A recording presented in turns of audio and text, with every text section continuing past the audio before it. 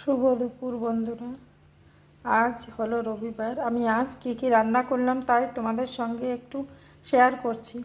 দেখো আজ আমি কী রান্না করলাম রবিবারের দিনে, দেখতে থাকো। সাদা ভাত,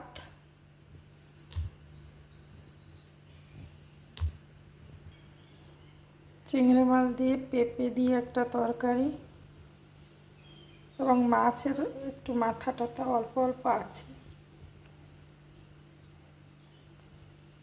ভেন্ডি ভাজা, এটা সকালে রুটির সঙ্গে খাওয়া হয়েছিল, আর একটু আছে।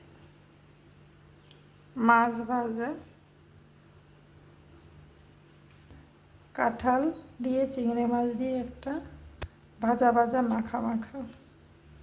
অনেক দিন পরে রান্না করেছি তো, জানি না কীরকম হয়েছে। দেখতে তো ভালো হয়েছে, অত মশলা দেয়নি, সাদা সাদা। কমেন্ট করে জানাবে কীরকম লাগলো তোমাদের কাছে এই কাঁঠাল চিংড়ির রান্নাটা। রেসিপি তো নয়, রান্নাটা কীরকম রান্না